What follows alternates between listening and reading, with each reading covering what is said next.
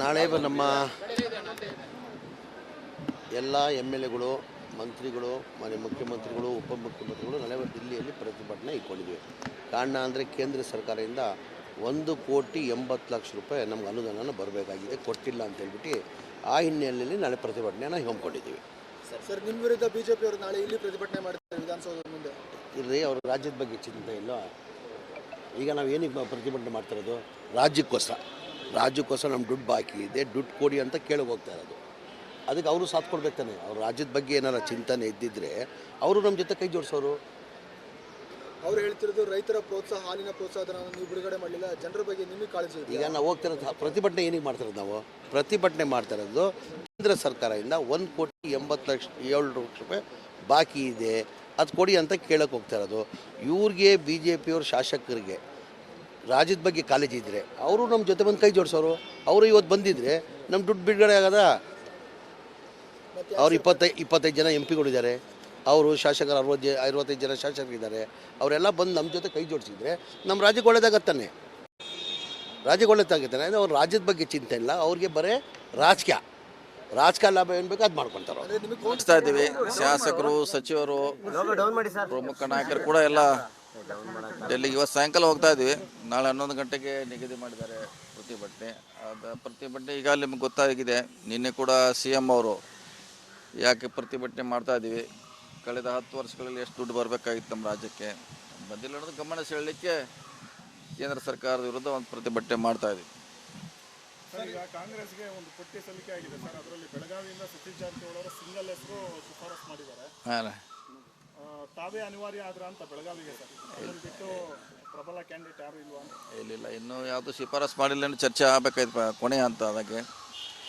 So ನೋಡೋಣ ಪಕ್ಷ ಯಾವ ರೀತಿ ತೀರ್ಮಾನ ತಗೋದು ಕಾದು ನೋಡ್ಬೇಕಷ್ಟೇ. ಯಾಕಂದ್ರೆ ನಾವು ರಿಕಮೆಂಡ್ ಮಾಡಿದ್ದು ಬೇರೆ ಹೆಸರುಗಳಿದೆ.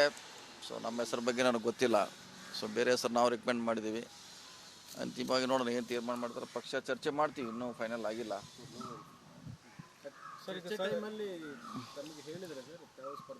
ಇಲ್ಲ, ಯಾವುದೇ ಇನ್ನೂವರೆಗೆ ಚರ್ಚೆ ಆಗಿಲ್ಲ. ಯಾವುದೇ ಮಂತ್ರಿಗಳ ಸ್ಪರ್ಧೆ ಮಾಡಬೇಕಂತೂ ಆಗಿಲ್ಲ, ಅಥವಾ ನಾನು ವೈಯಕ್ತಿಕವಾಗಿ ಆಗ್ಬೇಕಂತ ಇನ್ನೂ ಕೂಡ ಎಲ್ಲೂ ಚರ್ಚೆ ಆಗಿಲ್ಲ. ಸರ್, ಈಗ ಉಸ್ತುವಾರಿ ಸಚಿವರಿಗೆ ಡೆಲ್ಲಿಗೆ ಕರ್ಕೊಂಡು ಹೋಗ್ತಾರೆ, ಶಾಸಕರನ್ನು ಹೊಣೆ ಕೊಟ್ಟಿದ್ದಾರೆ. ತಮ್ಮ ಜಿಲ್ಲೆಯವರೆಲ್ಲರೂ ಬರ್ತಾರೆ. ನಮ್ಮ ಜಿಲ್ಲೆ ಆಲ್ರೆಡಿ ಹೋಗಿದ್ದಾರೆ. ಬೆಳಗಾವಿನಿಂದ ಆಲ್ಮೋಸ್ಟ್ ಎಲ್ಲರೂ ಹೋಗಿದ್ದಾರೆ. ನಾನು ಸಾಯಂಕಾಲ ಹೋಗ್ತಾ ಇದ್ದೇನೆ. ನಮ್ಮವರು ಆಲ್ಮೋಸ್ಟ್ ಎಲ್ಲ ಶಾಸಕರು ಹೋಗಿದ್ದಾರೆ. ಇದು ಔಪಚಾರಿಕವಾಗಿ ಎಷ್ಟಾಗುತ್ತೆ ಸರ್? ಮುಂದೆ ನಿಮಗೆ ಗೊತ್ತಿಲ್ಲ, ನೋಡೋಣ. ಅದಕ್ಕೇನು CM ಅವರು ಇದ್ದಾರೆ, DCM ಇದ್ದಾರೆ. ಅವರು ಅಂತಿಮವಾಗಿ ತೀರ್ಮಾನ ಯಾವ ರೀತಿ ತೆಗೆದುಕೊಳ್ತಾರೆ ಆ ರೀತಿ ಪಕ್ಷ ಸರ್ಕಾರ ನಡಿಬೇಕಾಗುತ್ತೆ. ನೋಡೋಣ, ಕಾದು ನೋಡೋಣ. ಕಾಂಗ್ರೆಸ್ ತನ್ನ ಉಳಿವಿಗಾಗಿ ಹೋರಾಟ ಮಾಡ್ತಾ ಇದೆ ದೆಹಲಿಯಲ್ಲಿ ಅನ್ನೋಂಥದ್ದು ಈಗ ಸದಾನಂದ ಗೌಡ ಸೇರಿದಂತೆ BJP ಅವರು ಹೇಳ್ತಾರೆ, ಹೇಳಿ ಅದಕ್ಕೆಲ್ಲ ನಾವು ಉತ್ತರ ಕೊಡ್ಲಿಕ್ಕೆ ಆಗೋಲ್ಲ. ಸೊ ನಮ್ಮ ಹಕ್ಕನ್ನು ನಾವು ಕೇಳ್ತಾ ಇದ್ದೀವಿ, ಇದರಲ್ಲಿ ಯಾರದೇ ಪ್ರಶ್ನೆ ಇಲ್ಲ. ನಮ್ಮ ಹಕ್ಕುಗಳನ್ನು ನಾವು ಕೇಳ್ತಾ ಇದ್ದೀವಿ, ಅವ್ರದ್ದು ಇದು ಅಂತ ಪ್ರಶ್ನೆ ಇಲ್ಲ. ಅದಕ್ಕೆಲ್ಲ ಉತ್ತರ ಕೊಡ್ಲಿಕ್ಕೆ ಆಗೋಲ್ಲ. ನಮ್ಮ ಪಾಲನ್ನು ನಾವು ಕೇಳ್ತಾ ಇದ್ದೀವಿ ಅಷ್ಟೇ ಈ ಹೋರಾಟ. ಸರ್, ಆಮೇಲೆ ಇನ್ನೊಂದು, ಈ ನೆಲಮಂಗಲ ಟೋಲು ಅದು ಪೀರಿಯಡ್ ಮುಗಿದು 2020-2021 ಮುಗಿದಿದೆಯಂತೆ. ಇನ್ನು ರೌಡಿಗಳನ್ನ ಮುಂದಿಟ್ಕೊಂಡು ಟೋಲ್ ವಸೂಲಿ ಮಾಡ್ತಾ ಇರೋ ವಿಡಿಯೋ ವೈರಲ್ ಆಗಿದೆ ಸರ್. ಅದು ನ್ಯಾಷನಲ್ ಹೈವೇದ ಅವ್ರದ್ದು ಕೇಳ್ತೀವಿ, ಯಾಕಂದರೆ ಅದು ಅವ್ರದ್ದು ನ್ಯಾಷನಲ್ ಹೈವೇದವ್ರು ಮಾಡ್ತಾರೆ.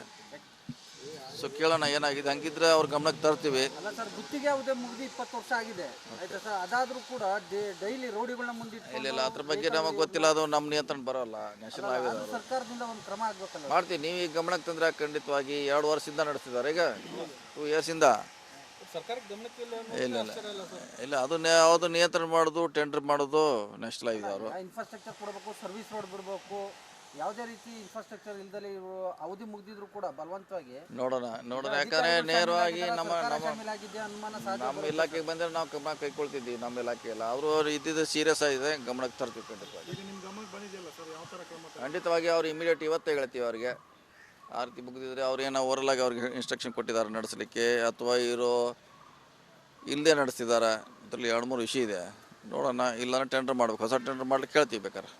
ನಿಮ್ದೊಂದು ಅಧಿಕಾರಿಗಳ ತಂಡ ಕಳಿಸ್ಕೊಡಿ ಸರ್ ಅಲ್ಲಿ ಪ್ಲೀಸ್. ಯಾಕಂದ್ರೆ ಅಲ್ಲೆಲ್ಲ ದಬ್ಬಾಳಿಕೆ ಮಾಡ್ತಾರಂದ್ರೆ ಕಾರು ಚಾಲಕರನ್ನೆಲ್ಲ ಹಿಡಿದು. ಇಲ್ಲ, ಅದನ್ನ ಖಂಡಿತವಾಗಿ ನಾವು ಗಮನ ಹರಿಸ್ತೀವಿ. ನಿಮ್ಮ ಇವ್ರ PA ಹತ್ರ ನೋಡ್ಸಿ ಸರ್ ಬೇಕಾದ್ರೆ, ಹೆಂಗೆ ರೌಡಿಗಳೆಲ್ಲ ಬಂದು ಅಟ್ಯಾಕ್ ಮಾಡ್ತಾರೆ ಯಾರು ಪ್ಯಾಸೆಂಜರ್ಸ್ ಮೇಲೆಲ್ಲ. ಇಲ್ಲ, ಖಂಡಿತವಾಗಿ ಗಮನ ಹರಿಸ್ತೀವಿ. ಸೀರಿಯಸ್ ಮ್ಯಾಟ್ರ್ ಇದೆ. ನ್ಯಾಷನಲ್ ಹೈವೇದಾರ ಅವರು PD ಅದ. ಕೇಂದ್ರ ಅನುದಾನ ತಾರತಮ್ಯ ಮಾಡ್ತಾ ಇದೆ ಅಂತ ಕೇಂದ್ರದ ವಿರುದ್ಧ ಪ್ರತಿಭಟನೆಯನ್ನು ನಾಳೆ ರಾಜ್ಯ ಕಾಂಗ್ರೆಸ್ ಹಮ್ಮಿಕೊಂಡಿದೆ. ಈ ಬಗ್ಗೆ ಮಾತನಾಡೋಕ್ಕೆ KPCC ಕಾರ್ಯಾಧ್ಯಕ್ಷರಾದಂಥ BN ಚಂದ್ರಪುರ ಇದ್ದಾರೆ. ಮಾತನಾಡ್ಸೋಣ ಸರ್. ನಾಳೆ ಕೇಂದ್ರ ಸರ್ಕಾರದ ವಿರುದ್ಧ ನಿಮ್ಮ ಎಲ್ಲ ಸರ್ಕಾರವನ್ನು, ಶಾಸಕರನ್ನು, ಸಂಸದರನ್ನ ಕರ್ಕೊಂಡೋಗಿ ಸಿಡಿತಾ ಇದ್ರಿ. ಅನುದಾನ ತಾರತಮ್ಯ ಆಗ್ತಾ ಇದೆಯಾ? ನೀವು ಕೂಡ ಕಳೆದ ಅವಧಿಯಲ್ಲಿ ಸಂಸದರಾಗಿದ್ದಂಥವ್ರು, ಹಾಗಾಗಿ ಅನುದಾನ ತಾರತಮ್ಯ ಆಗ್ತಾ ಇದೆ ಅಂತ ಸರ್. ಸರ್, ಬರೀ ಅನ್ಯಾಯ ಆಗ್ತಾ ಇಲ್ಲ, ಘೋರ ಅನ್ಯಾಯ ಆಗಿದೆ. ಕರ್ನಾಟಕ ರಾಜ್ಯಕ್ಕೆ ಮಲತಾಯಿ ಧೋರಣೆ ತೋರುವುದರ ಮುಖಾಂತರ ನಮ್ಮ ರಾಜ್ಯಕ್ಕೆ ಅಘೋರ ಅನ್ಯಾಯವಾಗಿರೋದ್ರಿಂದ ನಿನ್ನೆ ನಮ್ಮ ರಾಜ್ಯದ ಗೌರವಾನ್ವಿತ ಮುಖ್ಯಮಂತ್ರಿಗಳು ಮತ್ತು ಗೌರವಾನ್ವಿತ ಉಪಮುಖ್ಯಮಂತ್ರಿಗಳು ಅಂಕಿಅಂಶಗಳನ್ನು ಮಾಧ್ಯಮದಲ್ಲಿ ಹೇಳಿದ್ದಾರೆ. ಯಾವ ರೀತಿಯಾಗಿ ಅನ್ಯಾಯ ಆಗ್ತಾಯಿದೆ ಕರ್ನಾಟಕ ರಾಜ್ಯಕ್ಕೆ. 12% 100ಕ್ಕೆ 12 ಭಾಗ ನಮಗೆ ವಾಪಸ್ ಕೊಡ್ತಾ ಇದ್ದಾರೆ.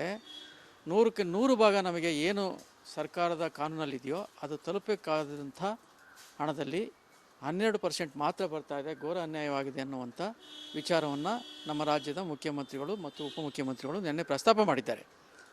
ಅದರ ನಮಗೆ ಬರಬೇಕಾದ ಪಾಲನ್ನು ನಿಖರವಾಗಿ ಕೊಡಬೇಕು ಅನ್ನುವಂಥ ವಿಚಾರವಾಗಿ ನಾವಿವತ್ತು ಇಡೀ ರಾಜ್ಯದ ಎಲ್ಲ ನಾಯಕರು ಸಹ ದೆಹಲಿಗೆ ಹೋಗಿ ಜಂತರ್ ಮಂತರ್ನಲ್ಲಿ ನಾವು ಪ್ರತಿಭಟನೆಯನ್ನು ಮಾಡ್ತಾ ಇದ್ದೇವೆ. ಸರ್, ಕಳೆದ ಸರ್ಕಾರದಲ್ಲಿ ಯಾವುದೇ ಈ ಥರದ ಅನುದಾನ ತಾರತಮ್ಯ ಕಾಣಿಸದಿರೋದು ಈ ಕಾಂಗ್ರೆಸ್ ಸರ್ಕಾರದ ಬಂದ ಮೇಲೆ ಯಾಕೆ ಕಾಣಿಸ್ತು ಅನ್ನೋಂಥ ಪ್ರಶ್ನೆ ಇದು. ಅದು ಅವರು ಭಾಳ ವ್ಯವಸ್ಥಿತವಾಗಿ ನಮಗೆ ಅನ್ಯಾಯ ಮಾಡ್ತಾ ಇದ್ದಾರೆ. ಏನು ನಮಗೆ ಬರಬೇಕು ಆ ಪಾಲನ್ನು ಕೊಡಬೇಕಾಗಿತ್ತು. ವ್ಯವಸ್ಥಿತವಾಗಿ ಇಲ್ಲಿ ಕಾಂಗ್ರೆಸ್ ಸರ್ಕಾರ ಇದೆ ಅನ್ನುವಂಥ ದುರುದ್ದೇಶದಿಂದ ಎಲ್ಲೆಲ್ಲಿ ಏನೇನು ನಮಗೆ ತೊಂದರೆ ಮಾಡಬೇಕು ಅದನ್ನು ಮಾಡ್ತಾ ಇದ್ದಾರೆ. ಅಂದರೆ ನೀವು ಸರ್ಕಾರದಿಂದ ಯಾವ ಯೋಜನೆಗಳನ್ನು ಕೂಡ ಕಂಟಿನ್ಯೂ ಮಾಡಬಾರ್ದು ಅನ್ನೋಂಥ ಲೆಕ್ಕಾಚಾರ. ಹೌದೌದು, ನಮಗೆ ಕೆಟ್ಟ ಹೆಸರು ಬರಬೇಕು, ಕಾಂಗ್ರೆಸ್ ಸರ್ಕಾರಕ್ಕೆ ಕೆಟ್ಟ ಹೆಸರು ಬರಬೇಕು ಅನ್ನುವಂಥ ದುರುದ್ದೇಶದಿಂದ ಅವರು ತಾರತಮ್ಯವನ್ನು ಮಾಡ್ತಾ ಇದ್ದಾರೆ ಅನ್ನುವಂಥದ್ದು ಅಂಕಿಅಂಶಗಳ ಪ್ರಕಾರ ಕಾಣ್ತಾ ಇದೆ. ಗ್ಯಾರಂಟಿ ಕೊಟ್ಟು ರಾಜ್ಯದ ಬೊಕ್ಕಸ ಖಾಲಿ ಮಾಡಿದ್ದಾರೆ, ಈಗ ಸುಮ್ಮನೆ ಕೇಂದ್ರ ಕಡೆ ಬಟ್ ಮಾಡ್ತಾ ಇದ್ದಾರೆ ಅಂತ ಬಿಜೆಪಿಗರ ಆರೋಪ. ಅಲ್ಲಿ ಗ್ಯಾರಂಟಿ ಕೊಡಲೇಬೇಕಲ್ಲ ಸರ್. ಪಾಪ್ಯುಲರ್ ಈಗ ಜನಕ್ಕೆ ತಲುಪುವಂಥ, ಜನಕ್ಕೆ ಅನುಕೂಲವಾಗುವಂಥ ಕಾರ್ಯಕ್ರಮವನ್ನು ಕೊಟ್ಟಿದ್ದೇವೆ. ಏನು ಸಾಮಾಜಿಕ ನ್ಯಾಯದ ಅಡಿಯಲ್ಲಿ ಬಡವರಿಗೆ ಸಿಗಬೇಕು, ಮತ್ತು ಸರ್ಕಾರ ಇರೋದೇ ಬಡವರಿಗೆ ಸಹಾಯ ಮಾಡೋದಕ್ಕೋಸ್ಕರ, ಶ್ರೀಮಂತರಿಗೂ ಸಹಾಯ ಮಾಡೋದಕ್ಕೋಸ್ಕರ ಅಲ್ಲ ಸರ್ಕಾರ ಇರೋದು, ಬಡವರಿಗೋಸ್ಕರ ಸರ್ಕಾರ ಇದೆ.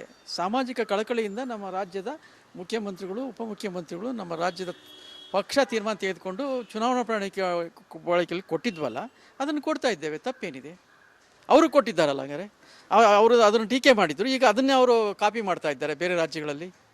ಅಂದರೆ ಅವರು ಕೂಡ ಗ್ಯಾರಂಟಿ ಹಿಂದೆ ಬಿದ್ದಿದ್ದಾರೆ. ಹೌದು, ಏನು ಕಾಂಗ್ರೆಸ್ ಸರ್ಕಾರ ಇಲ್ಲಿ ಕೊಟ್ಟಿತ್ತು ಅವಾಗ ಟೀಕೆ ಮಾಡಿದ್ರು ಬಿಜೆಪಿಯವರು, ಈಗ ಬೇರೆ ರಾಜ್ಯದಲ್ಲಿ ಅದನ್ನೇ ಕಾಪಿ ಮಾಡ್ತಾ ಇದ್ದಾರೆ. ಈ ಪ್ರತಿಭಟನೆ ಇಲ್ಲಿಗೆ ಸೀಮಿತ ಆಗುತ್ತೆ ಸರ್, ಮುಂದೆನೂ ಉರಿಯುತ್ತಾ ಅಂತ ಸರ್? ಇಲ್ಲ, ನಾವು ಇಲ್ಲಿಗೆ ಒಂದು ದಿವಸದ ಪ್ರತಿಭಟನೆ ಅಲ್ಲ ಇದು. ನಿರಂತರವಾಗಿ ನಮ್ಗೆ ಏನು ಪಾಲು ಬರಬೇಕು ಅದು ಕೊಡೋ ತನಕ ನಾವು ಪ್ರತಿಭಟನೆ ಮಾಡ್ತಲೇ ಇರ್ತೇವೆ. ಜನಗಳಿಗೆ ನಾವು ತಿಳಿಸ್ತೇವೆ ನಮಗೆ ಈ ರೀತಿ ಅನ್ಯಾಯ ಆಗ್ತಾ ಇದೆ ಅಂತ ಹೇಳ್ಬಿಟ್ಟು. ಇನ್ನೊಂದು ಪ್ರಮುಖ ವಿಚಾರ ಸರ್, ಚಿತ್ರದುರ್ಗ ಟಿಕೆಟದ ಪ್ರಮುಖ ಆಕಾಂಕ್ಷಿ ತಾವು. ಅಲ್ಲಿ ಕೂಡ ಸಾಕಷ್ಟು ಜನ ಆಕಾಂಕ್ಷಿಗಳಿದ್ದಾರೆ. ಆರ್ ಬಿ ತಿಮ್ಮಪ್ಪ ಅವ್ರ ಮಗ ಕೂಡ ಅಲ್ಲಿ ಬಂದು ಪೈಪೋಟಿಯನ್ನು ಮಾಡ್ತಾ ಇದ್ದೆ. ತಮ್ಮ ಹೆಸರು ಕೂಡ ಏನಾದ್ರು ರೆಫರ್ ಆಗಿ ತಮಗೆ ಭರವಸೆ ಏನಾದ್ರು ಸಿಕ್ಕಿದೆಯಾ ಅಂತ ಸರ್? ಯಾರ್ಯಾರು ಆಕಾಂಕ್ಷೆ ಇದ್ದಾರೋ ಅದ್ರ ಬಗ್ಗೆ ನಾನು ತಲೆ ಕೆಡಿಸ್ಕೊಳ್ಳಲ್ಲ. ಯಾರ್ಯಾರಿಗೆ ಎಷ್ಟೆಷ್ಟು ಅರ್ಹತೆ ಇದೆ ಅನ್ನೋದು ಮುಖ್ಯ. ಏಕಾಏಕಿ ಬಂದು ಉದ್ಭವ ಮೂರ್ತಿಗಳ ಥರ ನಾವು ಆಕಾಂಕ್ಷಿ ಅಂತ ಹೇಳೋದನ್ನು ಜನ ಅರಿತಿದ್ದಾರೆ, ಪಕ್ಷವೂ ಅರಿತಿದೆ. ನಾನು ಪಕ್ಷದ ವರಿಷ್ಠರಲ್ಲಿ ಒಂದು ಮನವಿ ಮಾಡಿದ್ದೇನೆ. ಇವಾಗ ಕಷ್ಟ ಕಾಲದಲ್ಲಿ ನಾವು ಪಕ್ಷವನ್ನು ಕಟ್ಟಿದ್ದೇವೆ. ಚುನಾವಣಾ ಸಂದರ್ಭದಲ್ಲಿ ಶಾಸಕರ ಮತ್ತು ಜಿಲ್ಲಾ ಕಾಂಗ್ರೆಸ್ಸು, ತಾಲೂಕು ಕಾಂಗ್ರೆಸ್, ಬ್ಲಾಕ್ ಕಾಂಗ್ರೆಸ್ ಅಧ್ಯಕ್ಷರುಗಳ ಸಲಹೆಯನ್ನು ತಗೊಳ್ಳಿ. ಆಮೇಲೆ ಎಲ್ಲ ರೀತಿಯಿಂದನೂ ಸರ್ವೆ ರಿಪೋರ್ಟ್ ತೆಗೆದುಕೊಳ್ಳಿ. ಗೆಲುವೇ ಮೂಲ ಮಂತ್ರ. ನನಗಿಂತ ಒಳ್ಳೆಯ ಅಭ್ಯರ್ಥಿ ಇದ್ದಾರೆ ಅಂದರೆ ನನ್ನ ಅಭ್ಯಂತರ ಇಲ್ಲ. ನಾನು ಗೆಲ್ಲಿಸಬೇಕಾಗಿದೆ ಪಾರ್ಟಿನ. ಅಲ್ಲಿ ಚಂದ್ರಪ್ಪ, BN ಚಂದ್ರಪ್ಪ ಮುಖ್ಯ ಅಲ್ಲ.